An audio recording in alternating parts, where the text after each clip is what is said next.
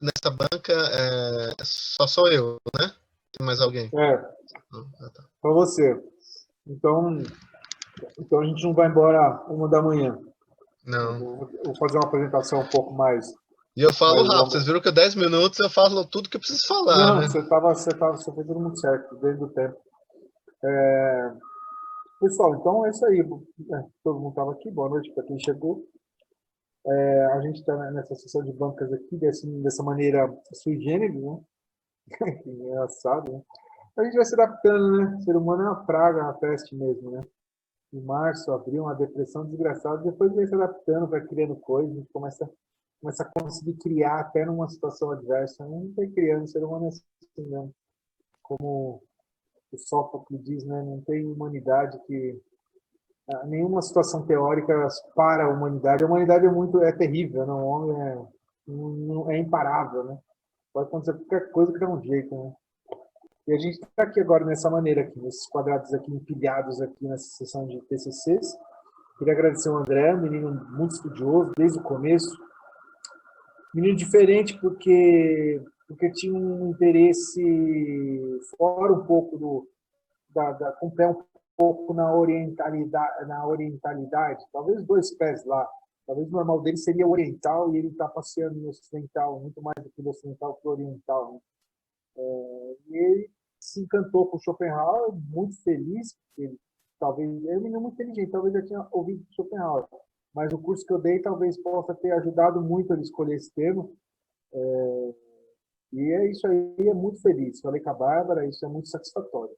Uma mulher, um homem que não conhece a coisa, passa a conhecer, e agora só vai crescer, vai só florescer aí esse trabalho dele. Ele está trabalhando no Schopenhauer, pensador incrível, maravilhoso, estupendo, realmente pouco estudado, né? Eclipsado pelo Hegel, mas pouco estudado. Então, não tão pouco não, porque quando eu comecei a estudar Schopenhauer, eu vi que tem muita gente estudando Schopenhauer, tem grupos importantes por aí, mas sempre menos do que Hegel, etc. E o trabalho dele se concentra na ética schopenhaueriana, de ele trabalhar somente o 4º capítulo do Mundo como Vontade como Representação, porque o texto é muito grande, então é difícil ler os 4 partes, né? Do Schopenhauer, a primeira parte é uma parte kantiana, né, epistemológica, né? O segundo é uma metafísica, o terceiro é uma estética e o quarto é uma ética. Então, o André se concentra nessa 4ª parte do Schopenhauer, né? Que é a respeito da noção ética dentro do desenho filosófico do Arthur Schopenhauer. Então, acho que é isso. Dito isso, André, você está premiado aí, pode falar até 20 minutos, entendeu? Você ganhou mais um minutinho a mais 2, 3 aí, porque não tem outro leitor, foi tudo muito corrido. Mas, os caras que fizeram esse TCC comigo sabem que vários anos, todos os anos, semestres, eu vim trabalhando especificamente TCCs com vocês, né?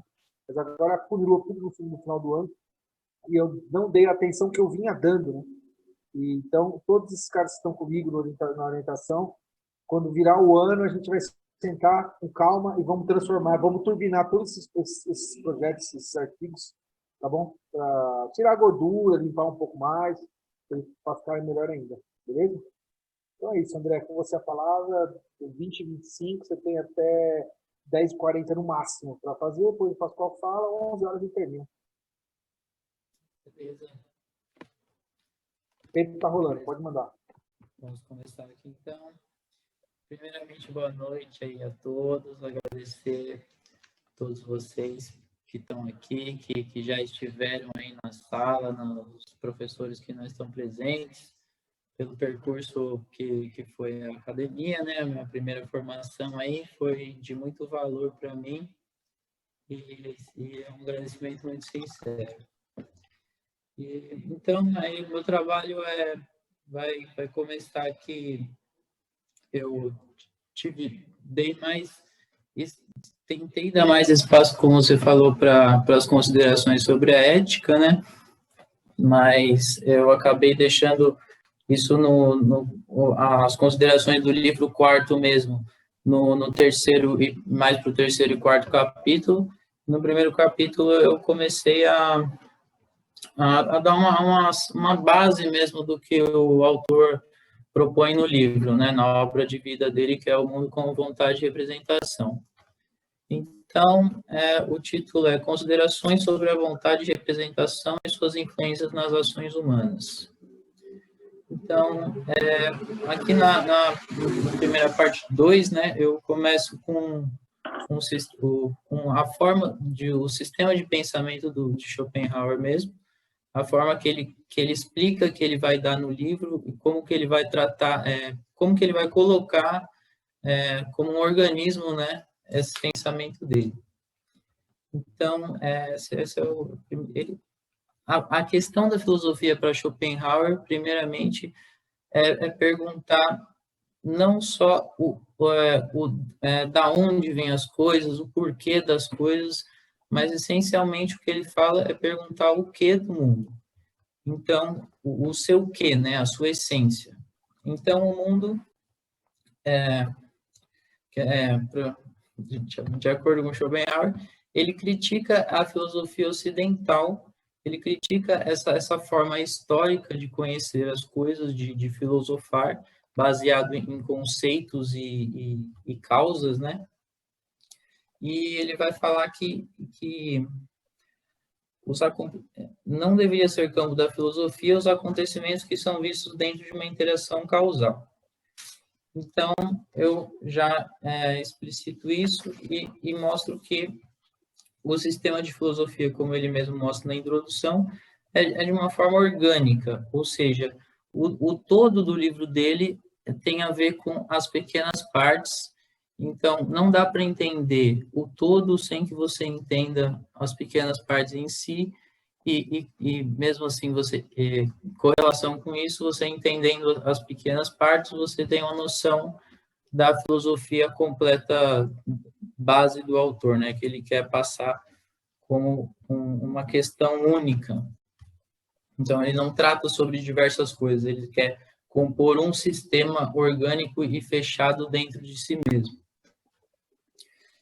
Então, ele critica, então, aí eu continuo o meu trabalho, mostro essa base e continuo mostrando um pouco da vontade de representação, né?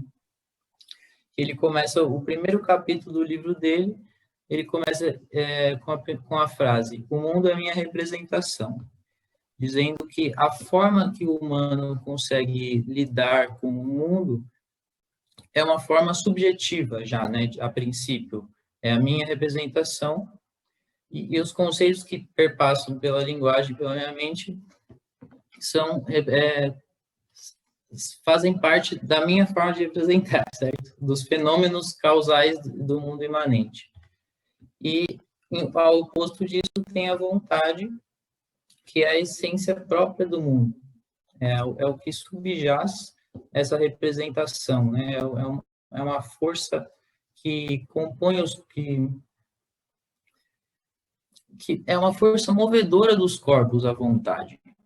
Então, a representação é a vontade passada pelo intelecto humano, pelo princípio de razão, que está ligado ao tempo, espaço, causalidade, lógica, e essa vontade é representada no mundo dos fenômenos.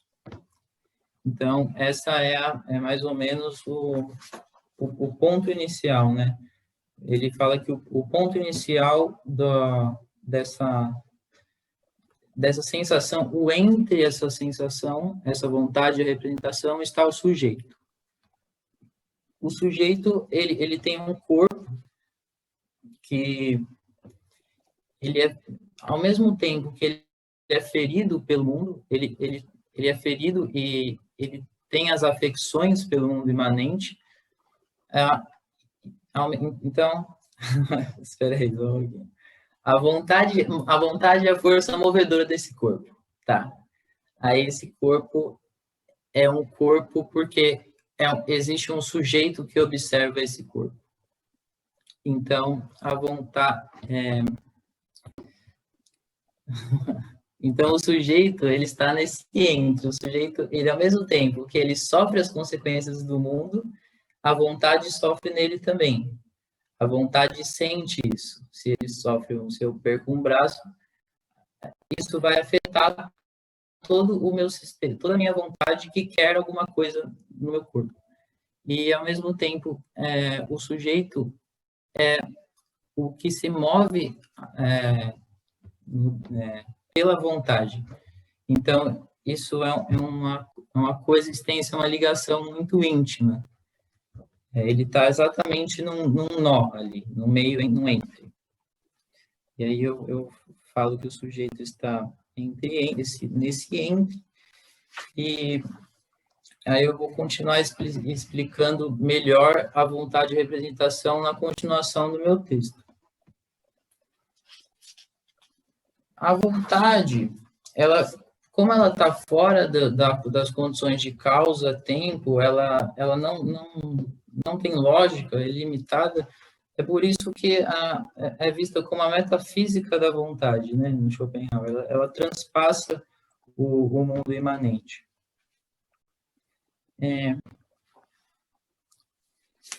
Então,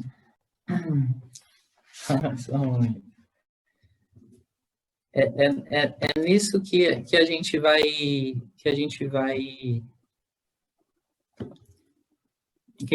tratar. A gente vai perguntar quais são as influências da vontade, quais são as influências que ela coloca que ela coloca na nossa forma movedora, e como que a gente lida com isso, de acordo com as representações. Como que a gente lida com as representações intuídas pela vontade. Beleza. Aí eu chego na terceira parte, que é o que eu começo mais a explicitar os conceitos que vão me ajudar a responder a questão de como o ser humano um caráter formado, como ele é influenciado por praticamente um determinismo a agir no mundo. Um determinismo da vontade, né? E aí eu explico as 3 noções de caráter. Eu mostro que o caráter inteligível e o caráter empírico, eles são colocados pelo autor mesmo como algo determinado. Então, não importa o que eu fizer, se o meu caráter ele está voltado para certa determinação, mesmo que eu fizer o contrário disso, eu vou estar sofrendo as consequências de estar fazendo uma recusa a uma ação que eu gostaria de ter feito. Então, é nesse sentido que o conhecimento do nosso caráter é importante para que a gente entenda em si os nossos limites, né? Até que ponto a gente pode chegar, até que ponto a gente não está totalmente preparado, não tem paciência suficiente para lidar com qualquer situação que seja. Bom, como a vontade, ela só é querer, ela é a essência da vida, mas a essência da vida é o querer. Ela é só querer, então. E no querer está instituído o impulso sexual e a conservação da espécie, né? Para que a espécie seja conservada. Então, o fim da vontade é o coito, vamos dizer assim, o impulso sexual. Então, como a vontade quer sempre reproduzir-se e conservar o corpo, mas ao mesmo tempo ela não se entristece de um corpo que falece. Ela não se entristece por um indivíduo só. Porque como ele coloca na obra, a natureza não se entristece, nem em latim, natura non constritur. Porque o fim mesmo é a reprodução para que a espécie, como já disse, tenha continuação. Então, o sofrimento de um indivíduo não é importante nessa relação. O indivíduo, ele é um ator sofredor no mundo.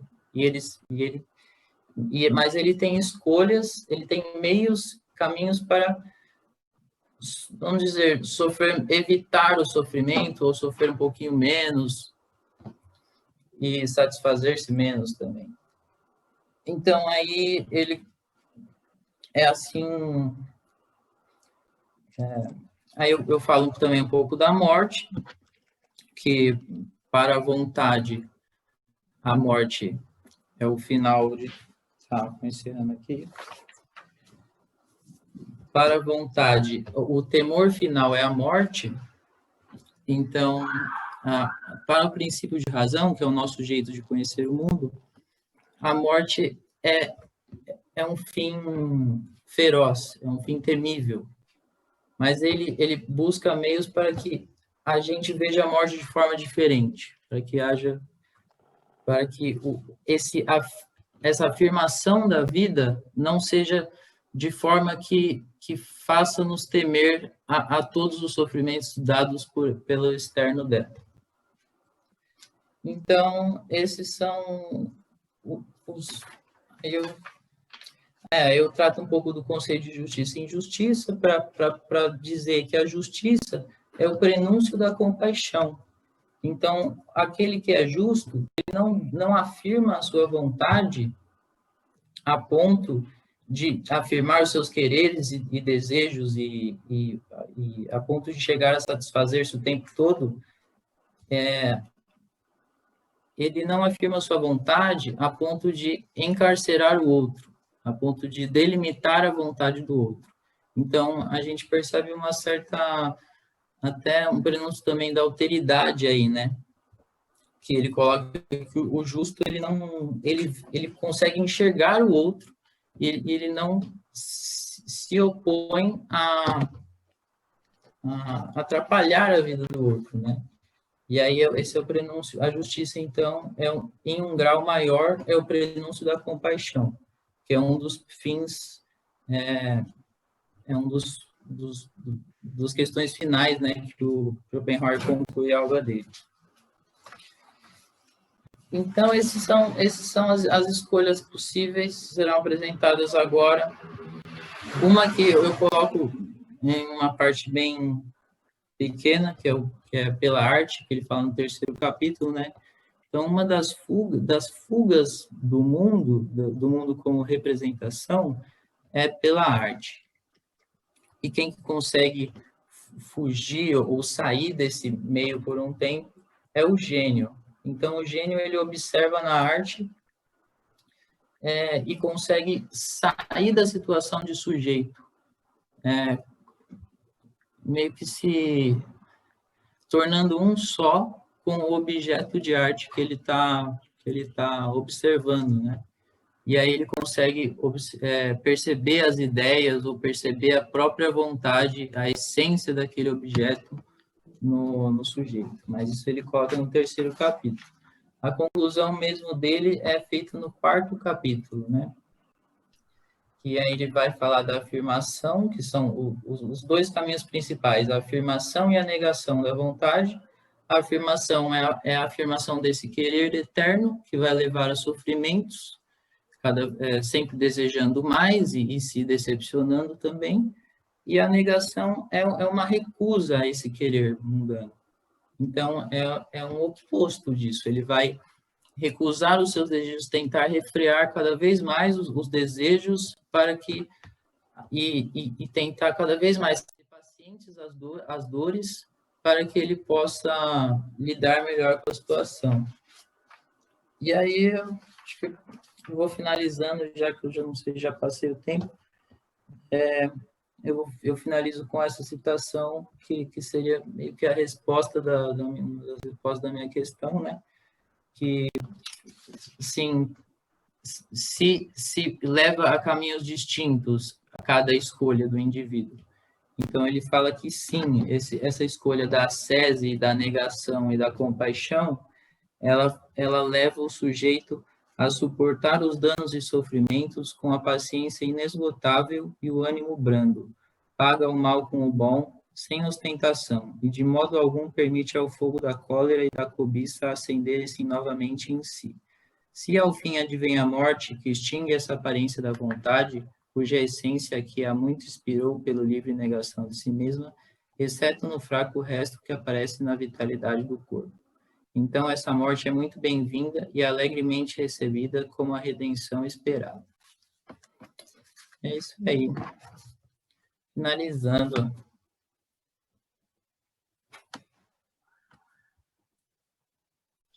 Parabéns, viu, André? Parabéns. Valeu. Obrigado por essa oportunidade aqui de ter lido o seu texto, de ter aprendido com você. Já vejo André Castelo, um professor, assim, sabe? Você sabe, né? Não é falsa modéstia. Quando eu não conseguia explicar a lógica, eu pedia para você me ajudar a explicar, lembra? E você vinha me ajudando lá. Então, o seu texto tem algumas qualidades, assim, fantásticas, né? Você conhece, você conseguiu fazer uma boa síntese, você conseguiu não só fazer uma boa síntese, mas apresentar essa sua síntese, né, essa sua compreensão, isso é fantástico. Eu vou fazer igual eu faço com todo mundo, na primeira parte eu sempre falo de método e depois vamos para conteúdo, conceitos, tá bom? Acho que a forma como você faz as citações, eu acho que não é mais adequada. Você coloca as notinhas de rodapé, né? Você vai lá e coloca a notinha de rodapé, assim, né? Lembra? Você vai lá e faz assim, tipo, Schopenhauer, aí número 1, aí embaixo a notinha, número 2, embaixo a notinha. Então, eu acho que aí você deveria escolher o que todo mundo tem feito, né? Porque eu já vi gente, por exemplo, não passei no processo seletivo para o mestrado, por exemplo. Não sei se você está nessa pegada, né? Por quê? Porque quando analisaram meu projeto, falou que eu perdi ponto por causa dessas citações. Então, eu acho, né? Você faz certinho, lá embaixo no note rodapé tá perfeito. Mas na época que eu fiz faculdade, eu acho, talvez do Rineu também, nós fazíamos com número assim, né? E fazia essas relações. Hoje não está sendo mais assim. Então, coloca lá entre abre parênteses, o nome inteiro, fecha, ano, página, resolveu, né? E lá embaixo você detalha a sua fonte, tá? Então, isso é um detalhe. Na página 7, você repete o termo concerne, né? Então, para dar um estilo literário, né, estilístico, assim, busque alguns sinônimos. Isso faz com que seu leitor tenha movimentos na leitura, tá? Então, uma sugestão também, lá na página 7, você faz essas duas, né? A citação com letras maiúsculas, então, quando você for citar o nome, né, do cara entre parênteses, no caso, lá embaixo, lembre-se das letras maiúsculas, né? Deixa eu ver a questão, porque foi bem pouco, né? Na página 16, você fala sobre... tem espaçamento grande, né? Espaçamento maior, então cuidado com isso, então teria que recusar. Eu acho que das 27 páginas que chegou na minha mão, seu texto ficaria com 23 na minha observação, na minha formatação, mas isso não desmerece seu texto, isso enxuga seu texto, só. Não é desmerecer, mas é só uma enxugada e tal, que eu gostei bastante, né? Deixa eu ver se tem mais alguma coisa, não. Agora, então, de método é isso, né? Bem pouco e tal, parabéns. Então, seu tema, considerações sobre a vontade de representação e suas influências nas ações humanas. Confesso que eu acho que esse título você ainda não ficou claro no seu texto. Você demonstra que você sabe mais Schopenhauer do que eu, inclusive, né? Mas não ficou claro essa questão da vontade nas ações humanas, nessa postura ética que você mesmo coloca no texto, tudo bem? Então, você vai elencando temas que eles vão falar assim, André, fala mais. O tema falando para você, sabe assim, André, fala mais. André, desenvolve mais. André, me articula com o seu tema, né? Então, nesse sentido, né? Eu achei confuso, por exemplo, uma citação que você faz na página 11, que você diz assim, enfim, a vontade, eu cito você, né? Cito você fazendo a citação, no caso. Enfim, a vontade e o puro sujeito do conhecer por darem-se exteriores ao tempo, enquanto o sujeito é diferente das outras coisas do mundo, isto é, se coloca como aparência transitória, A coisa em si não tem fim nem começo. Ela é vontade. Ou seja, a vida que aparece em tudo e é continuada por si só. Página 11 do meu texto. Eu acho que você deveria, como sugestão, ter aprofundado essa citação. Essa questão do a vontade ela não tem começo nem fim. Então, ela não é cíclica, ela está para além de linearidade, então ele está chutando a barriga do Hegel, né? Enfim, mas também não é cíclica. Ela é o quê? Né? É uma questão que eu coloco assim, que você poderia ter desenvolvido, né? Na página 13, você diz assim: o corpo é denominado pelo pensador como vontade objetivada, ou objetividade da vontade. Você cita isso na página 13. Tá, e o que isso significa? O que significa, em Schopenhauer, um corpo como essa vontade objetivada? E mais, o que é corpo em Schopenhauer? Que aí já é uma outra pergunta, um outro tema, tá?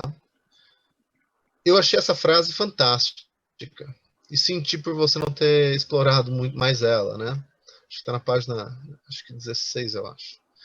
Lamentar a morte é embalsamar cadáveres, é a mesma coisa que conservar seus excrementos. Lamentar a morte e embalsamar cadáveres é a mesma coisa que conservar seus excrementos. Então, quebrar essa noção do tabu da morte. Mas, olha só, você colocou o tema da morte. Cara, legal. Você desenvolve isso, legal. Você sabe mais do que a maior parte dessa sala sobre Schopenhauer, legal. Mas não ficou claro como isso estaria ligado, por exemplo, às influências das ações humanas, sabe? Sim. Eu não estou falando para você dar receita, passo 1, passo 2, passo 3, não, mas para você deixar mais claro esse autor, que eu na minha graduação, o Rineu estudou mais, eu não estudei na minha graduação Schopenhauer. Eu vim estudar por causa de vocês. Na verdade, não lembro de quem foi, eu tive que estudar Schopenhauer para poder participar da banca, porque eu não sabia, né? Sabia que ele tinha influenciado Nietzsche, ponto, era o que eu sabia. E que a mãe dele pegava geral, não, assim, só é uma brincadeira, né? Mas assim, era o que eu sabia, não sabia nada, né? Então acho que valeria a pena. Na página 19, eu achei esse ponto aqui bem legal, quando você fala de justiça. Você começa assim: já a justiça, como dito, tem um sentido negativo. Pô, eu achei isso muito legal. Porque você faz uma inversão. Assim, a justiça poderia, uma pergunta, em alguma instância ser afirmativa? Uma pergunta. Em Schopenhauer? Ou ela é sempre negação? Aí, nas suas pesquisas, existe uma relação entre Schopenhauer e Spinoza? Você conseguiu fazer esse entrelaçamento de Schopenhauer e Spinoza, de afetos e tudo mais? Você vê que existe essa tangência? Eu não conheço, tá? Só estou te perguntando, porque eu senti, né? Tá. Quando você usa o termo transcendentalidade, você não acha que isso esvazia essa objetividade do corpo, o corpo como objetivação? Porque transcendentalidade você faz desculpa a pegada mais russeliana, mas você faz uma epoquê, uma suspensão aí. E nessa suspensão, essa transcendentalidade que você levanta não desidrata essa noção do corpo, né? A transcendentalidade não, né? Cara, eu gostei demais. E você não precisa responder nenhuma das minhas perguntas. Talvez uma só, que aí você escolhe uma, mas, por exemplo, o sofrimento em Schopenhauer é problema? Sofrer é problema? Tá me ouvindo? Ainda não, Rindel. Quer dizer, tô ouvindo. Ainda não, é ótimo, né? Tá terminando? Ainda não. O sofrimento é problema? E, assim, quando você falou da arte, eu encerro aqui, eu achei que esse também foi um outro gatilho bastante interessante, tá? A, a ética estética, a ars em Schopenhauer, como desenvolver, eu achei isso fantástico, tá? Só para, desculpa, né? Eu menti, eu não estou terminando. Só quero dizer uma coisa. Mande um abraço, por favor, a Eliana e o Vicente, tá? E essa sua companheira Lisa Vieta também, né? Porque para te atorar. Obrigado, André. Legal, obrigado, Pascoal, pela colocação. André, se você achar que responder, ou responder não, mas considerar alguma coisa em cima da consideração da pergunta do Pascoal, fica à vontade, temos ainda 8 minutos aí. Fala sobre o sofrimento. Interessante. Se é um problema para Schopenhauer. Eu marquei, acho que mais ou menos as 3, e aí eu vou falar acho, brevemente um pouco das 3 e fechar, né? Sobre a morte, eu acredito que, bom, eu acredito que eu coloquei, não sei se eu vou achar agora, mas como ela afeta a mente humana, eu tentei explicar, assim, de acordo com o princípio de razão, a morte é vista como um mal, o último mal possível. Então, se eu odeio muito alguém, o fim possível, o último que eu posso desejar para ele é a morte. E ele coloca isso de acordo com o princípio de razão, né? Mas de acordo com o intelecto, se a gente eleva um grau de, de, de intelecto, ou a gente sai um pouco do princípio de razão, a gente percebe que a morte não é um mal tão ruim assim. E o sofrimento, ele também faz parte da vida. A vida é sofrimento, né? Como diz Schopenhauer, a vida é um pêndulo entre o sofrimento e o tédio. Então, quando está tudo bem, você vai começar a ter tédio e vai sofrer da mesma forma. Então, sobre a morte eu tentei, mas eu vou dar uma revisada. A justiça, se ela pode ser positiva. Então, esses conceitos de negativo e positivo, eu falei de acordo com o autor, eu escrevi aqui, né? Mas eu também achei muito interessante, me prendeu bastante esse conceito da justiça ser negativa, porque ela é uma negação da injustiça, né? Porque a injustiça é a ação, é a propensão da ação humana. Então, a justiça seria uma negação quando a injustiça foi praticada, né?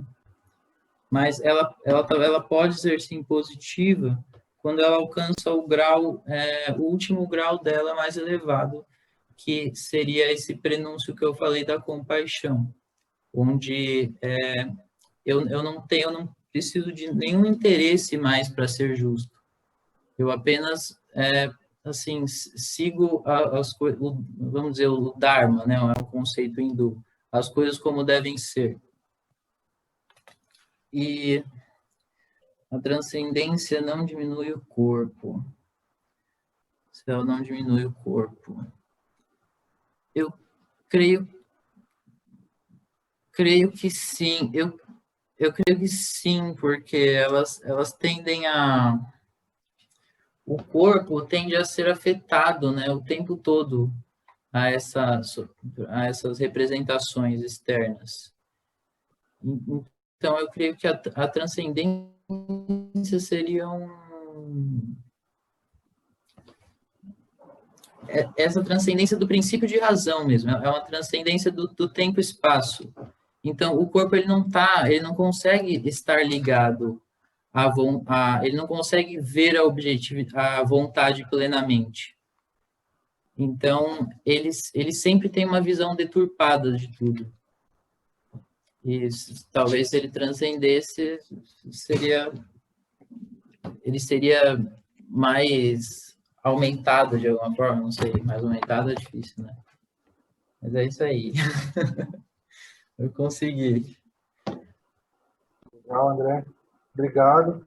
Eu acho que é isso, né? Então vai lá, pastor. Acho que Tirar todo mundo? eu já tenho eu já tenho uma nota já. Você sabe. Não, mas fazer o rito. Todo mundo vai Ó. para a salinha lá. Giovana.